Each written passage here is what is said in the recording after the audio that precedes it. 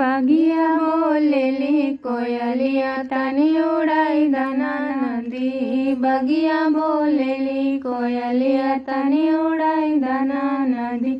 तनी उड़ाई दना नदी, तनी उड़ाई दना नदी, तनी उड़ाई दना नदी, तनी उड़ाई दना नदी। बगिया बोलेली कोयलिया तनी उड़ाई दना नदी। बगिया बोलेली कोयलिया तनी उड़ाई दना नदी। सोने की थाली में जेवना बनाए, सोने की थाली में जेवना बनाए। तनी जेवाई दना नदी, तनी जेवाई दना नदी। हमसे रूसल बाबला मुआ तनी जेवाई दना नदी। हमसे रूसल बाबला मुआ तनी जेवाई दना नदी।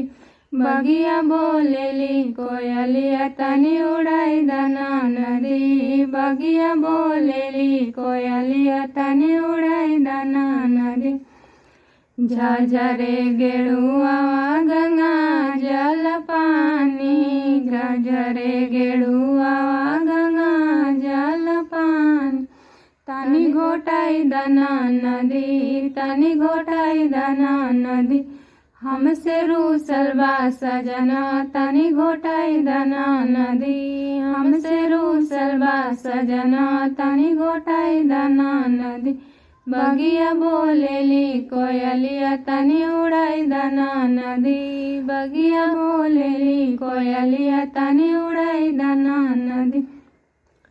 लवंगा इलायची के बीड़ा जोड़ाए, लवंगा इलायची के बीड़ा जोड़ाए। तनी कुचाई दना नदी, तनी कुचाई दना नदी। हमसे रूसल बाबा पियवा तनी कुचाई दना नदी। हमसे रूसल बाटे पियवा तनी कुचाई दना नदी।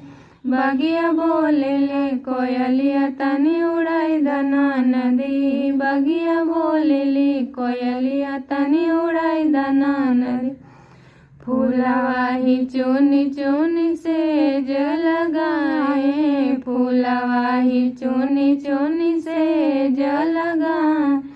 हमसे रूसल बाबला मुआ तनी सोवाई दना नदी। हमसे रूसल बाबला मुआ तनी सोवाई दना नदी। बगिया बोलेली कोयलिया तनी उड़ाई दना नदी। बगिया बोलेली कोयलिया तनी उड़ाई दना नदी।